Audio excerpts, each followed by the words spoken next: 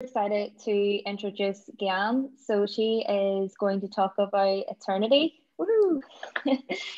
So Eternity in blockchain is an Erlang-based scalable smart contract platform engineered by programming pioneers to address some of the most fundamental challenges native to earlier blockchains.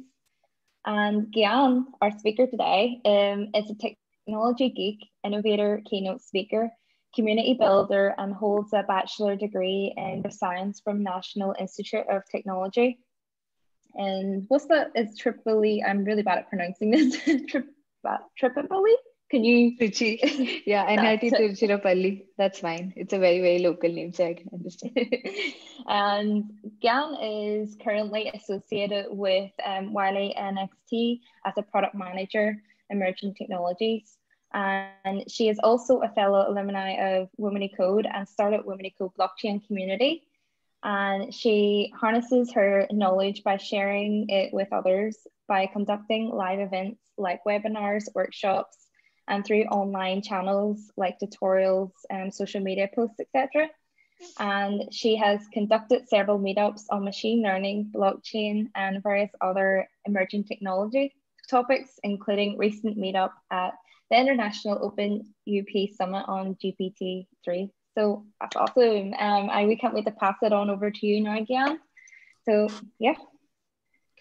Awesome. Thanks a lot, folks. That was a great, great introduction.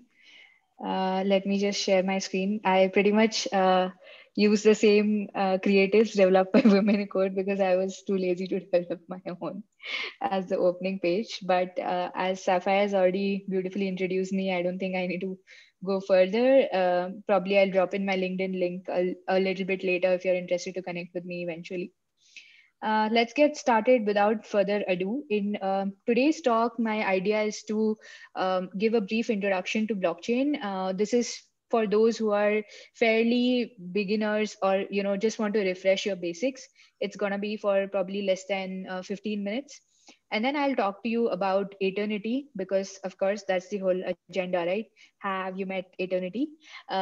So post that, I'll give you a little an overview of Eternity. We'll talk about some features, some specific features of Eternity which are making a huge difference, some technical advantages, of course, and then how can you get started? The most important question, right?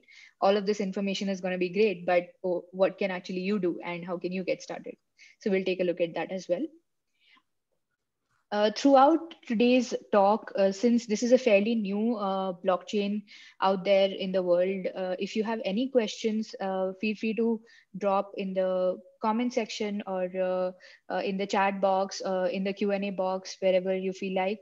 And I will try to answer as many questions as possible. And if not, we can also have a chat offline if you want to discuss how you are planning to build certain solutions and if Eternity would be the right blockchain for you. So, as I spoke about an introduction to blockchain, right? These are some of the questions that we generally ask or we tend to, ponder upon when it comes to blockchain. And the three primary questions that you want to answer whenever you pick up a problem statement in blockchain that you want to solve, or you have a problem statement and you want to see if blockchain technology is the right technology for you, right? Here are some of the questions that you need to answer or you need to be aware of, right? The first one is, what is a blockchain network?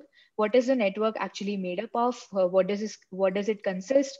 What are the features of this network? What are the pros of this network? What are the cons of a particular network? These are some questions that you definitely need to be able to answer whenever you are building a solution on top of a blockchain. How can you be a part of the network? How easy is it for somebody to become a part of the network? Now, this would come into two phases. One is if the network is a public blockchain, then what is the protocol to be able to participate in either a consensus mechanism or either in a voting mechanism? What is the governance behind that public blockchain protocol? That is something that you need to know. And the other type of blockchain network could be a private network. There again, you need to find out what are the pros and cons of this private network. What are the underlying membership protocols through which a person, an entity, or an organization can be added onto the blockchain. So these are some of, this is of course another essential question that you need to answer. And the third one is, what is a ledger, right? So as one of the foundational principles of blockchain talks about it being a distributed ledger. So what is this distributed ledger? So as you can see this diagram or this particular drawing, you can see that there are a lot of people who are, a part of this ledger. And when you zoom in the ledger, there are certain details that are there on the ledger. For example, Dave 12.5, Alice 323, Bob 1, etc. Right? So one of the underlying things, or one of the underlying components of blockchain are transactions, and the transactions are the ones that are stored on these ledgers. This ledger system, or these ledgers interconnected with each other, these transactions interconnected with each other, which form the ledger, are actually your blockchain itself as the entire entity.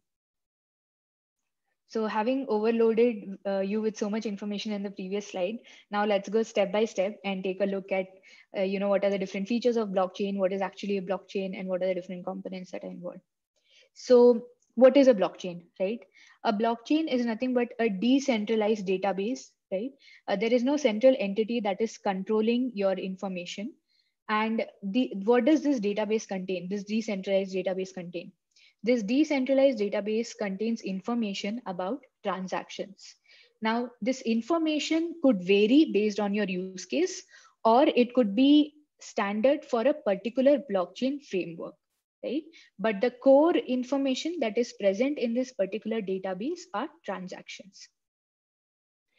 So what is the quality? What is the significance? What is the good quality of blockchain? It is the fact that it is hard to tamper with and can be used to establish provenance. So why is it hard to tamper with? We'll see in just a bit. And what do I mean by provenance? Is the ability to track something to its very origin. So you want to keep track of some kind of life cycle, right? Now we say that blockchain is used a lot in supply chain. So basically you want to track the life cycle of a particular product in supply chain, right?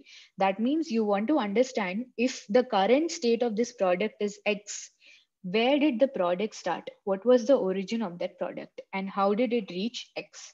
And this is what blockchain can help you in establishing this provenance, right?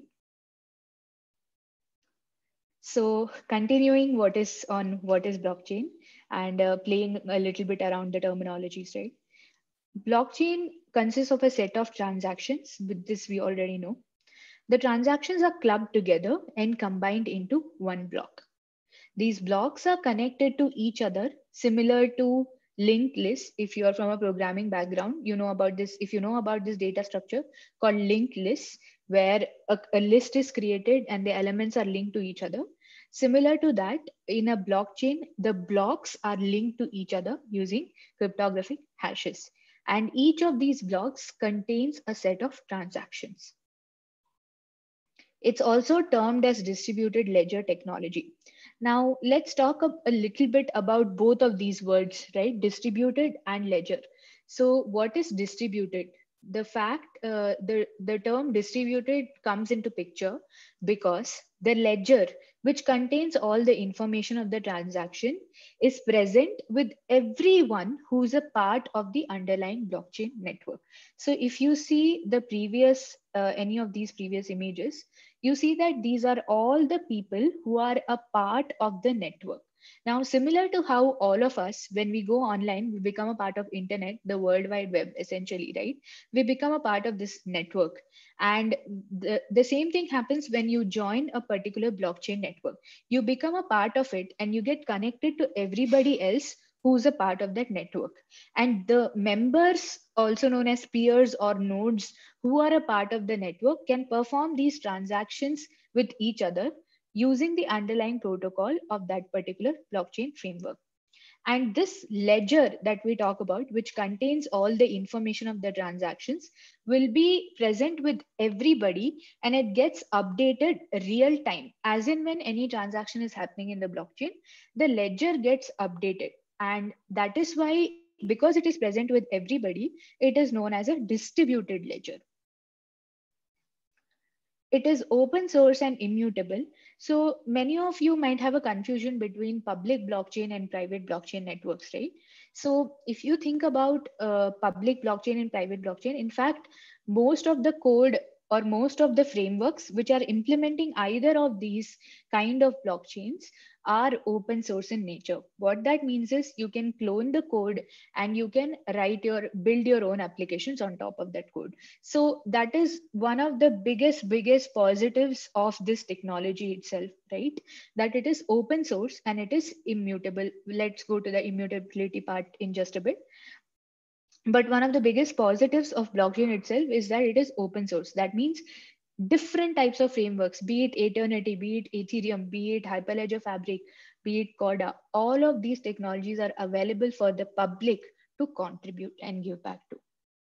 And one of course, the most spoken about terminology, or the most famous terminology associated with blockchain, is decentralization, right? So what are we doing is we are removing the control from a central authority, like a financial institution, like a banking entity, which controls all our money. And eventually, if this banking entity goes down, there is no assurance that later we will, be able to retrieve our money. For example, in the great financial crisis of 2006, I believe, 2008, there was a really popular investment banking organization known as Lehman Brothers, which went bankrupt, and a lot of people lost their money, lost their trust on centralized organizations. And that's how the concept of decentralization came, where the inherent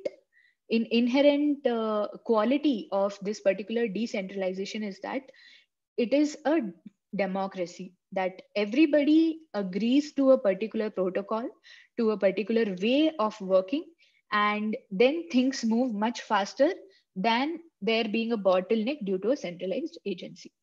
And that's how decentralization comes about. So like I said, I will also give you a sneak peek on into blockchain itself, right? So let me quickly show you a small demo.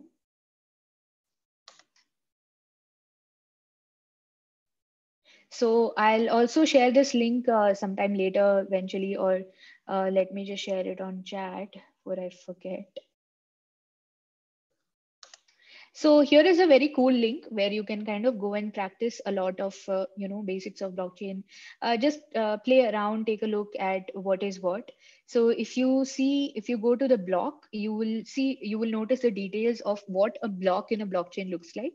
There is a block ID for each of the blocks. There is a nonce, which is a random string, which is basically it helps to kind of mine a particular block. I'll not go too much into what a nonce is, but it is used along with the hash of this data to generate a unique number, so that the miners can mine a block in context with a Bitcoin based blockchain. Here is the data part, where you can store data related to blockchain. And I just mentioned that what you store in the blockchain is nothing but a set of transactions. So the data could look like transaction 1 and the transaction ID being something like this, transaction 2 and the transaction ID being something like this, right? Yeah, I'm just typing random stuff. And the hash, this is a cryptographic hash, which is a hash of the data that is present in the block. So when I say mine this block, that means this block, there is some operation that is happening in the backend, and this block gets added onto the blockchain once it is mined, right? And similarly, we have multiple blocks that get mined, and then they get added to each other, creating the blockchain itself. So if you see a particular hash has been created for this particular data, and this block is now mined and finalized. That's what it means, right? And what is a blockchain? A blockchain is nothing but a ledger, which consists of all these blocks, which are connected to each other. How are these blocks connected to each other? As you can see, this is the first ever block. So there is no previous block to this. This is also known as a Genesis block in blockchain. And you see the hash of this block. The second block has the same hash. It stores the hash of the previous block. The third block will store the hash of the second block, and so on. So when we spoke about immutability, what it means is the moment you write some detail in this particular block, you mine it and you add it onto the blockchain, right? Similarly, you have a bunch of transactions or, whatever. Now, when you try to change anything associated with this transaction, right? Because it has a hash. So the data in this block will change, right? Because you're trying to change something in the data. Now, when the data changes, this corresponding hash will also change. For example, let me just, if you notice the hash right now, it is 13705 something. Now, if I change this 3 to a 4, the hash has changed drastically. It's nowhere close to 1370, whatever number we saw, right? And now this second block is completely confused because this is having some other previous hash, right? And then this block will get confused because this will have some other previous hash, and so on.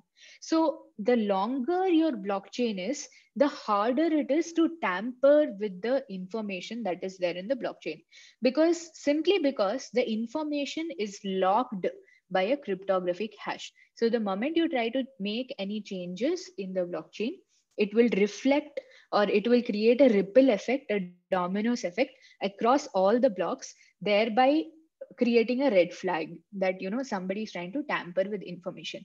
That's why we say that blockchain is tamper proof.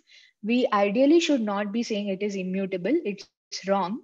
It is mutable, it is changeable, but it is very, very, very difficult to change information, because the moment you change information in one place, your hash changes. You need to change the same hash in the next one, then the next one's hash will change.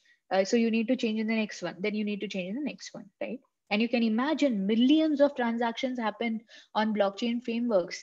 How do you expect to change everything in the block, right? It's not possible. And when we talk about distributed, you can see what it means is, if you see peer A, peer B, peer C, these are all members who are part of the same blockchain network. So what each of the members will see is the same information. This is your distributed ledger. So this information or these collection of transactions is nothing but your ledger. And everybody across the board sees the same ledger. So if you see peer A, they see for the first block, block ID 1, nonce is 11316. Same for peer B, block ID 1, nonce is 11316. Peer C also sees 11316. So over here also, the tampering it doesn't allow you to tamper, because if you just tamper in your local copy, everybody else is not going to accept, right? Because everybody else has different information in their particular ledger.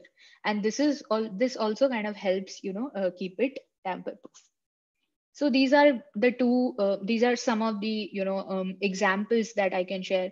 And this website, I would definitely say you can go and play around if you're a beginner, just write some data and go to some Bitcoin Explorer or Ethereum Explorer, see how the data looks like, try to replicate that over here, see the different types of hashes.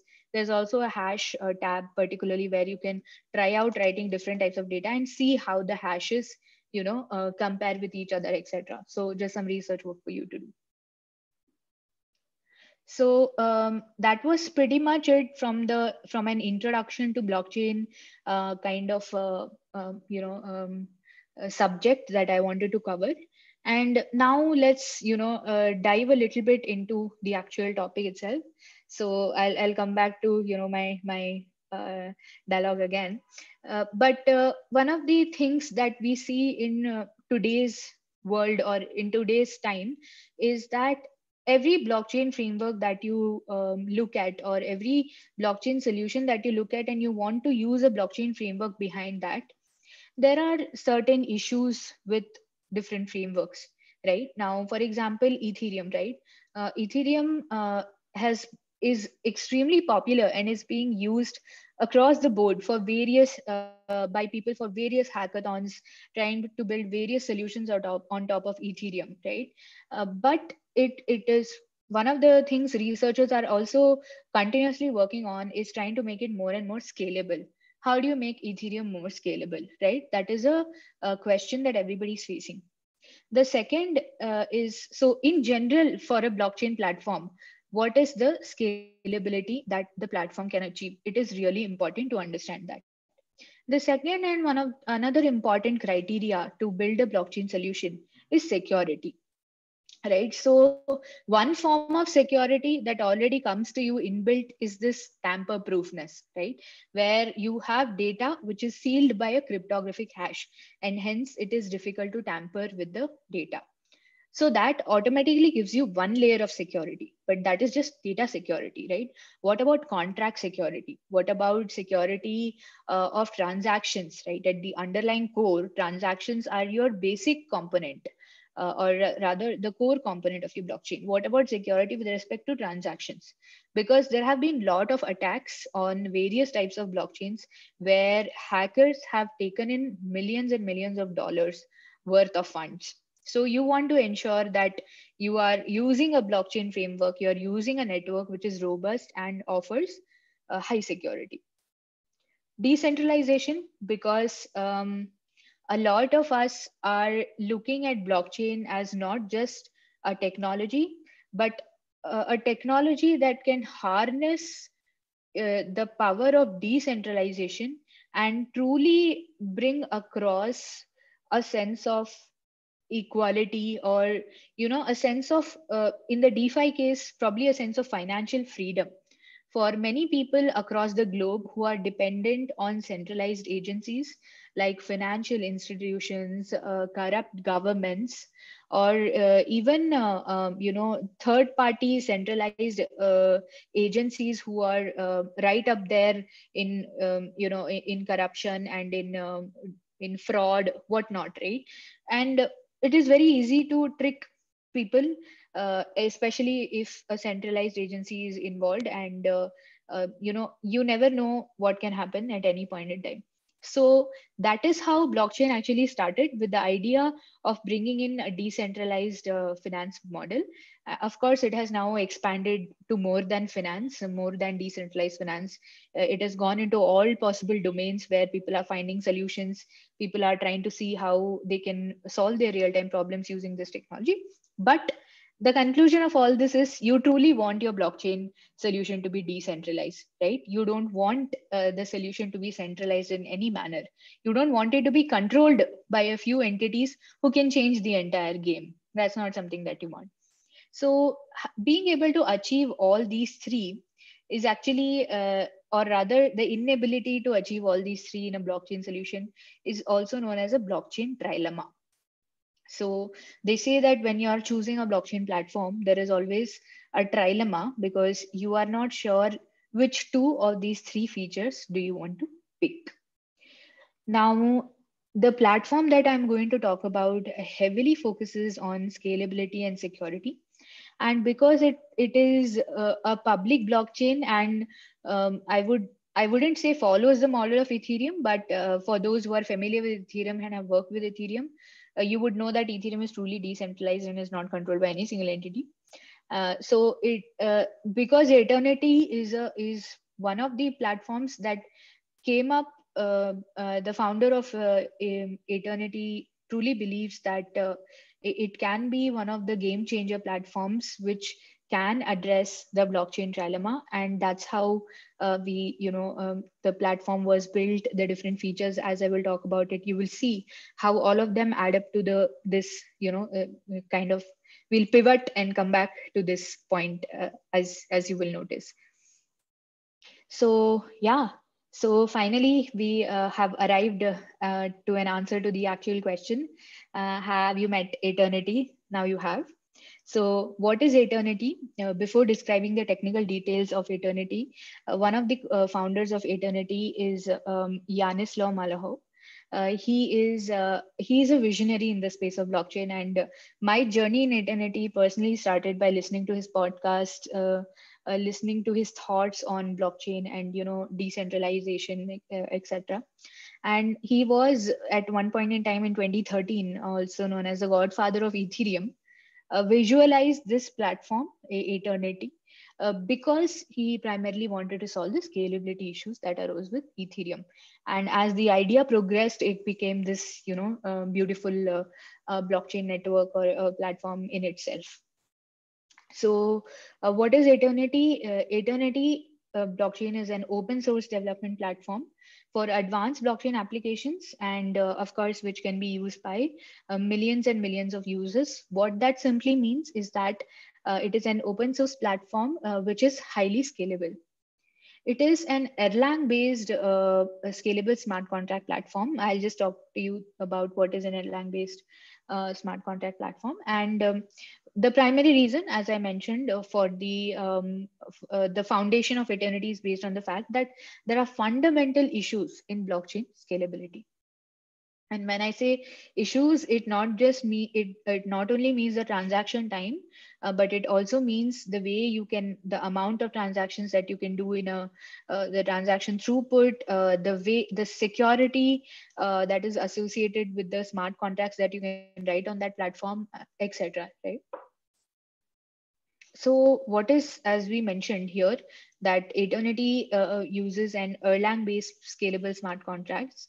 So what is Erlang?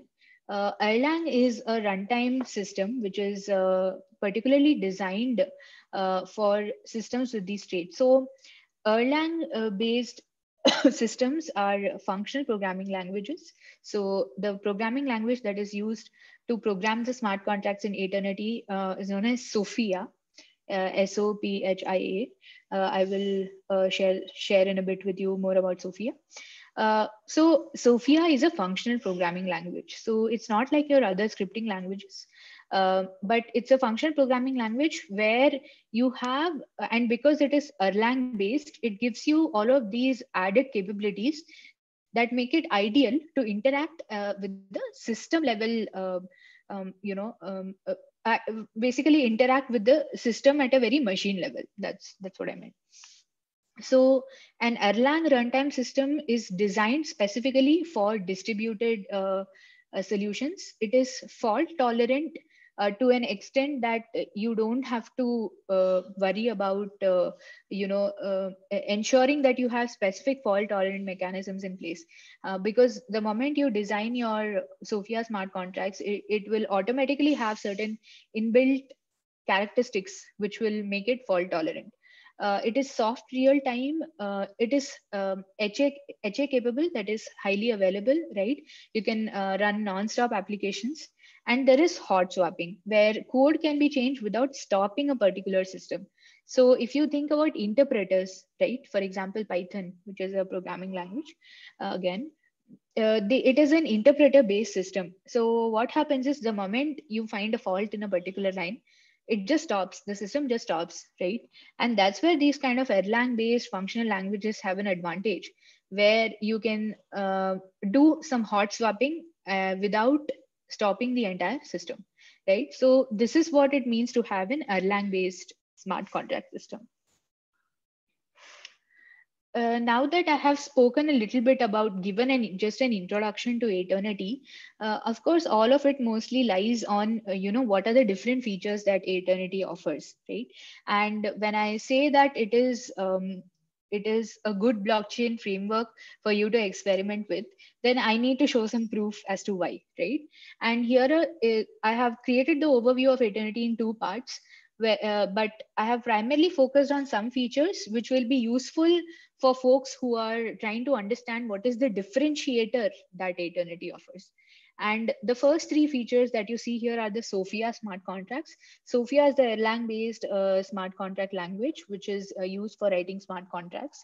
And it is extremely fun to learn Sophia, and it is going to be extremely efficient to write smart contracts in Sophia, because it ensures that, and that combined with your Fate VM. So that is your fast Eternity transaction, right? A VM. So this particular VM the Sophia smart contracts will execute on this particular VM.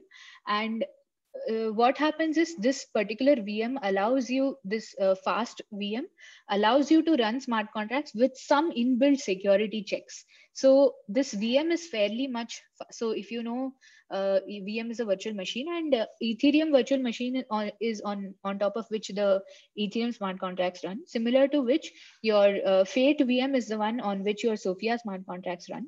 And combined with the Fate VM, your Sophia smart contracts, all of the different problems that you face in Ethereum, right? Security related problems, memory leak, data leak, etc. All that is being solved in this particular VM smart contract combination. So another important characteristic of Eternity is advanced state channels. I'm sure that all of you have heard that there is a lot of research going on in the layer 2 solution space, especially when you talk about Ethereum or any other platform which is not able to scale as much as the transaction requests that are coming for it. There are a lot of layer 2 solutions that are undergoing discussion. And state channels is one of the interesting layer 2 solutions, which allows you to interact off chain, right? Execute the transaction off chain and then come back on chain. Interesting, right? Because why are the transaction on your chain taking so much time to execute? Because there is a lot of crowd on the chain, and therefore it takes time for the blocks to get mined, for the results to come, and then for the confirmation of X number of blocks to come, and then your final result, your transaction goes through. But imagine having a small side channel, right? Where you can quickly create a side channel, do an off-chain. So these are off-chain transactions. You do an off-chain transaction, and then you go back and place the result on your chain, right? So this is a simple layer 2 solution, but it is so effective in terms of saving time and cost as well, right? And that is one of the really good features that is being offered by Eternity. So here, I know there is some technical mathematics that is behind it, which I'm not going to go too much into the depth, but state channels, essential crux of state channels is that they make it possible to execute smart contracts off chain. So the blockchain will enforce the smart contract only in case of disagreement between the contracting parties. So the contracting parties, if they agree, they can execute the smart contract off chain and then just store the results on the blockchain. So your actual blockchain comes into picture only when there is disagreement between these parties who are executing the off chain contract.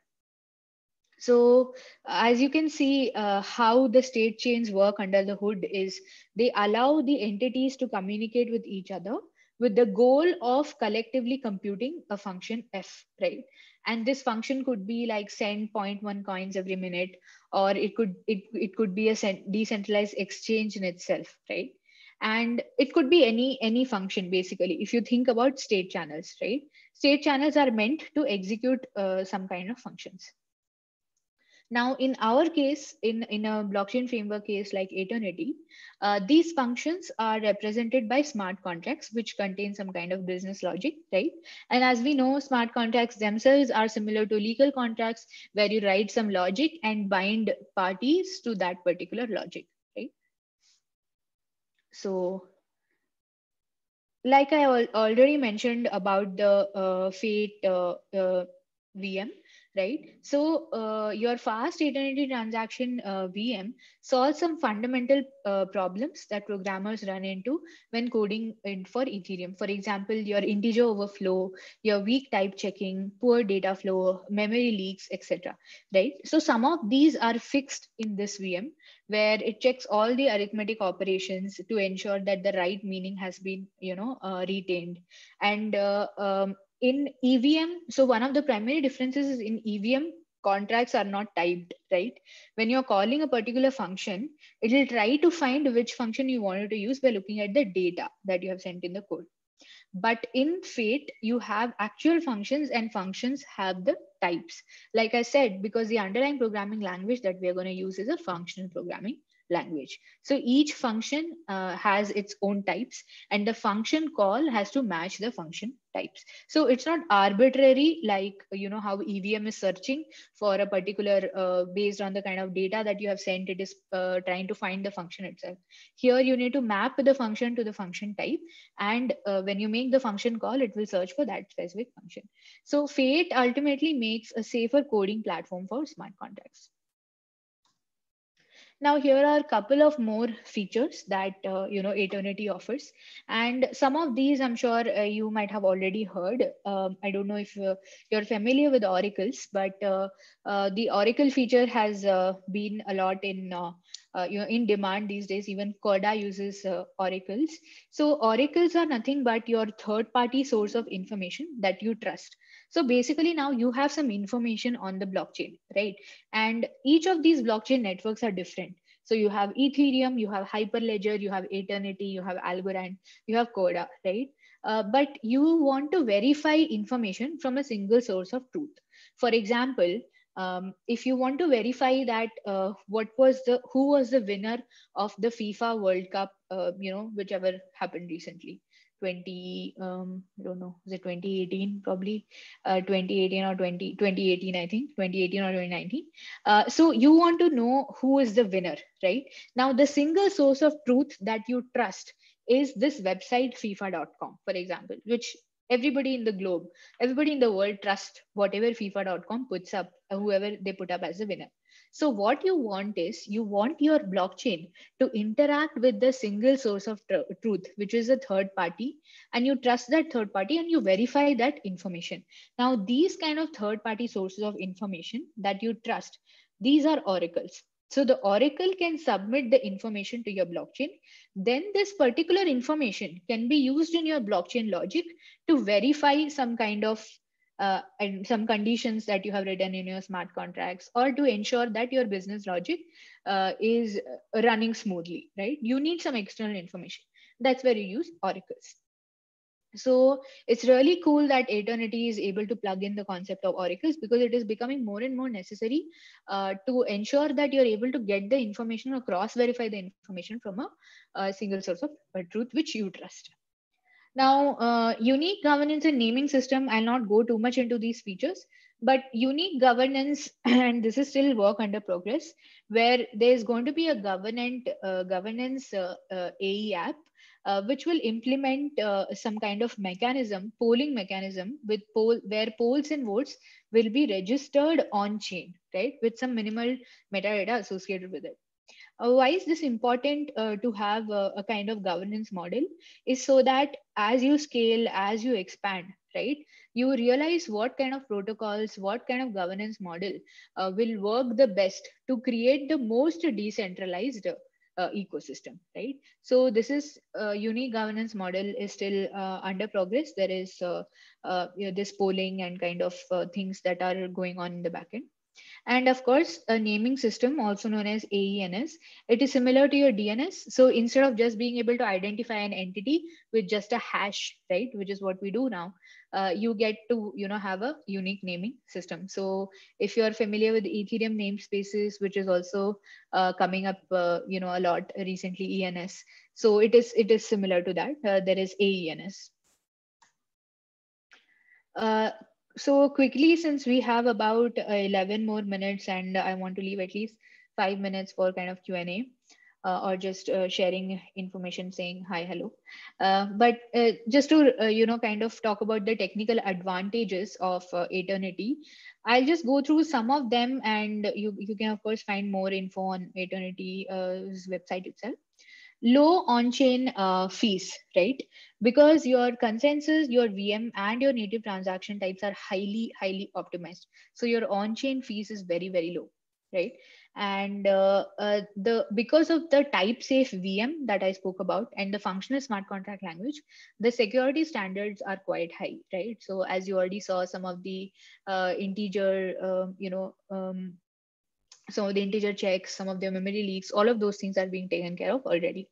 One of the interesting points as well is that there is no off-chain fees for transactions and smart contracts executed in state channels. This is very, very important, right? So you are not paying any separate off-chain fees for the transactions that you're executing in the state channels. So if you use state channels, your transactions are going to be much, much faster. Your smart contracts are going to be executed much, much faster, and you're not even paying any extra fees for that, right? Pretty cool.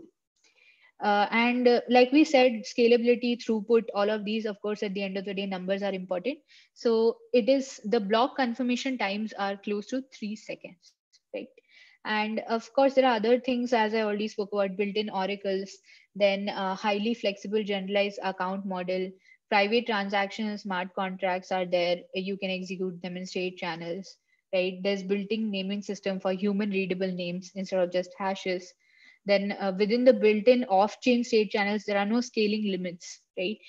You can do as much as you want, and you can scale your application to the highest extent possible.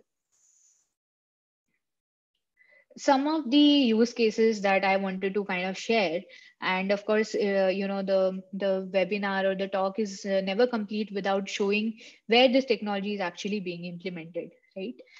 So if you all can see my screen, I'll just talk about two major use cases.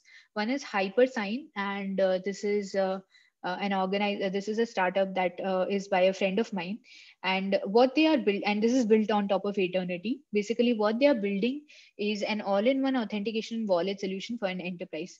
So what happens is instead, so the simple, and this is the POC that I actually saw just I think a couple of months before. And this is got to do with your self-sovereign identity, right? People are talking a lot about data management, identity management, right? So one of the most famous use cases in blockchain. So from an identity management perspective, what they do, if to put it in layman's language, is that you don't need to remember passwords. You don't need to store and remember your passwords, right? Instead, if you have an app, you just scan the particular QR code, and the app just gets unlocked, right? It's pretty cool, actually. If you see the demo, I unfortunately, I don't think, I don't know if this, yeah, I think this is more like an architecture kind of thing. Yeah, so if you see, you're able to see the QR code, right? So you see your mobile phone, they are scanning the QR code using a mobile phone and then just getting into an application. So that's a cool thing, right? Basically, you don't need to remember any passwords. You don't need to store any passwords.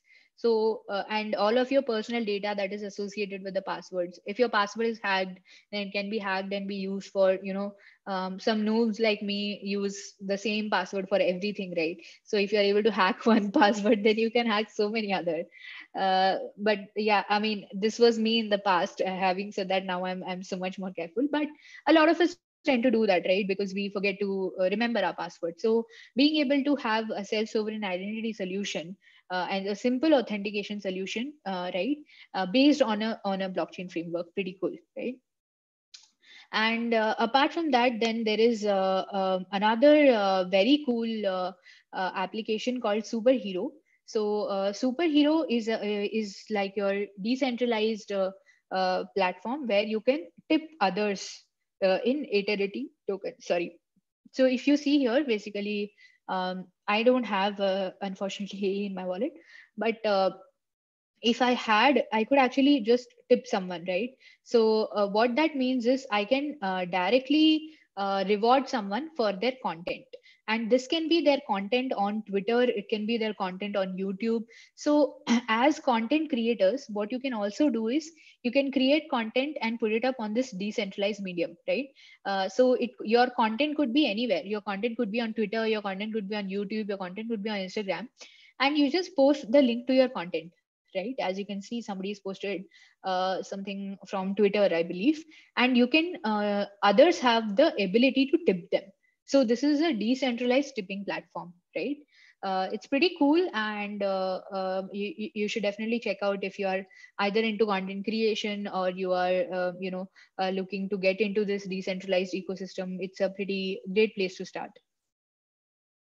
So here are a couple of use cases, and Yeah, last but not the least, as we are wrapping up, definitely, where can you start? This should have been on top, but Eternity is having its human DeFi hack. And this is going to be a pretty cool hackathon, which is running from starting November 10th, I believe, to December. And you will be able to not just, participate, but you will also be able to be a part of these different webinars where you learn about Eternity, how to develop on Eternity, what is Sophia. So as you can see here, yeah, November 10th to December 10th. And you don't have to be a programmer or even a technology enthusiast to be able to build or hack on this. You can, if you have an idea, you can submit, you can find your teammates on dev post, and you can kind of build a solution and just enjoy, right? And through the process, you will also learn more about not just Eternity, but about blockchain itself, how the ecosystem works, how are the different solutions that are being built on blockchain being positioned, right?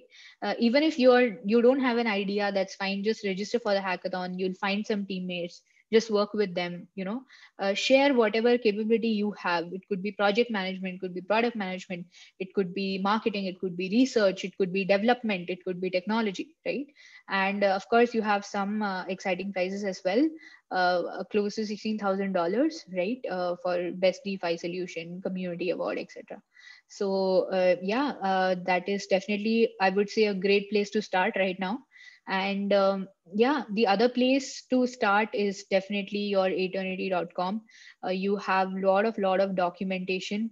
Every link would lead you to, a read more would lead you to a GitHub link where there is extensive information on what are state channels, what is a Fate VM, what are oracles, the different use cases of Eternity blockchain itself, the kind of real world assets you can create on top of the blockchain, the history, the technical advantages, the same image that I showed you, more about the protocol, state channels. Then you also have you have the Sophia course here, which you can take up if you are interested in learning how to code in Sophia.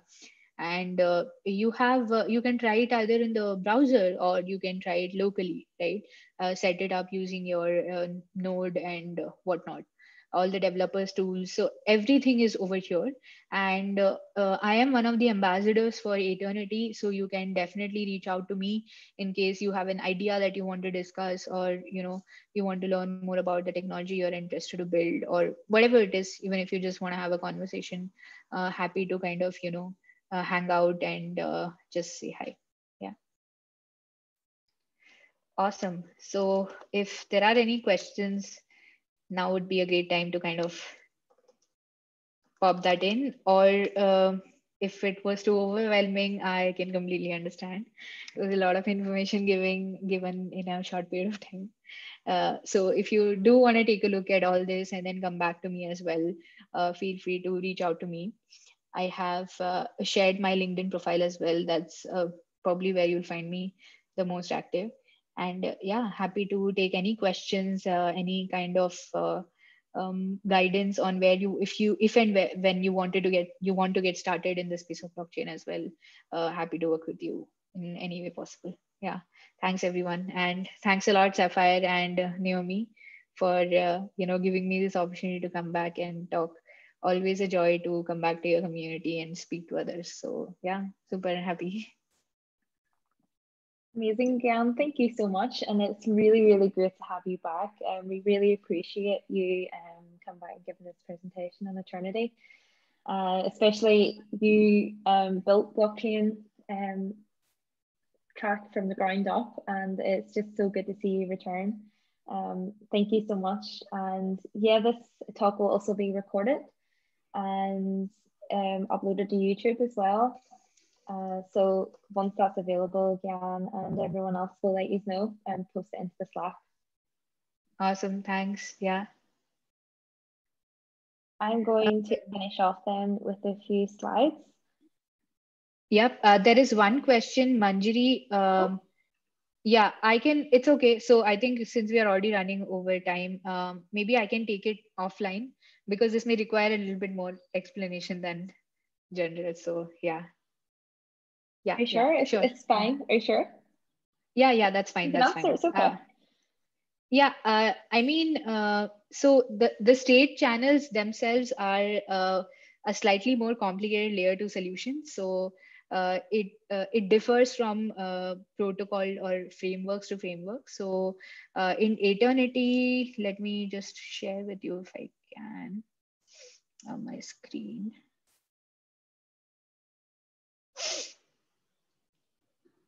So basically, the underlying core concepts of state channels remains the same. The core concept of state channels is that you don't want to overcrowd your your main central blockchain, and what you want to do is you want your transactions to be faster, and you also want a way to execute your transactions in such a way that the information comes back to the original blockchain, because that's what blockchain is all about, right? You want to store the information, you want to store all the legacy information. But there are some when you are executing a smart contract, there is a lot of functionality, there are a lot of operations underlying that smart contract. So if you think about an Ethereum smart contract, for example, your smart contract is a piece of code that you write, right? You write some functions, the functions are doing some operations, etc. Then your whole smart contracts get converted into a bytecode, and then there are op codes or op instructions that are executed instruction by instruction by your VM. Now what happens is, when all of this load is being taken on chain, there is a lot of delay in your transactions or in the processes to happen, and that is where the concept of state channels comes. So if you think about this straight line, I don't know if it is being seen, but your straight line as your on chain, which is your underlying core blockchain network, right? You just quickly create like a small curved line next to it, right? And you perform all the important functionality over here. So you record the start state of where you started, then you go, you perform all your functionality, then you record your end state, right? But all this load that is being taken in the middle is actually not taken by your on chain. It is just taken by your off chain. Once this final state has reached, it just collapses, right? So what the underlying concept of state channels remains the same. In Eternity, there is some more privacy elements, there are some security elements, and then there is a cost elements, right? So what happens in a state channel is you open a state channel and then you close a state channel, right? So once the moment you have opened another channel, no further on-chain transactions are required, right? Unless and until there is a disagreement between the parties who are executing it. So in a normal scenario, you are paying to open and close, right? Because you are doing an extra operation. But in this case, you actually are removing that whole cost. So that is definitely one thing. And then there are different types of channels that you can create on Eternity, which is a little more technical. So that's why I said I probably share some documentation around. And once you read that, you have more idea, then you can come back and we can explore more on this topic itself. But this is the whole idea of having state channels, right? Yes. Okay. Yeah, I have some recommendations I will share. So this is what I swear by, but here is one on directly state channels itself, so you can take a look. It's a really good concept, and very scalable for if you think about blockchains, building blockchain solutions on top of platforms. Awesome. Great, thank you.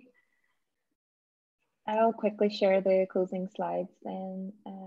Just give me a wee second to get the slides up, everyone. Sure. There we go. Can everyone see them? Perfect. Okay, so I'm going to do an event announcement for our next upcoming event. We have Bytes and Brew. So it is on the 19th of November at 3 a.m. EST and 12 p.m. EST. And Bytes and Brew is a social event. It's a relaxed space designed to give our community an opportunity to kickstart conversations and connections between the members. So you can join online before work or class, between class or making friends in the community, just whatever works for you, as we have 2 different times running that day, just to make sure we sit most time zones. And you can ask others for career advice, coding, help, or mentoring. We had a few topics the last couple of Bites and Brew that we hosted. And last time we talked about women in tech that inspires us, because we hosted it on Ada Lovelace Day. And we also talked about some bugs that we came across that month. And it's just like it's just fun to really get to know each other, and we hope to see you there. If you can register at womanofcode.com/blockchain/events. You can find both of the events there and just register for the event that suits you. And of course, it's Women's Entrepreneurship Day on the 19th of November. So we're going to be focusing on entrepreneurship that day. Just talking about different women in that runs their own businesses and stuff like that, and also some fun topics. We will also give you the opportunity to submit topics to a forum that you would like to discuss. But yeah, that's the next event. And if you want to follow us on our pages, we have our Twitter account there, which is at womanecode.com, and also our Instagram, which is at Womanecode Blockchain, and also our Instagram at Womanecode Blockchain. And you can register and join our community here at womanecode.com/blockchain. And Naomi, if you want to post in our Slack again, so people can register there as well. And if you want to email us, you can email us at blockchain@womanecode.com. And we also have a LinkedIn page as well, if you search that up too. And yeah, that's us. So thank you everyone for joining, and thank you so much, Gian, again. It was fantastic to have you back. Thanks everyone. Yeah, I enjoyed a lot, and hope all of them who joined had something to learn, or some kind of takeaways from the talk. Yeah, really fun to be back with the community. Thank you. Thanks. Bye everyone.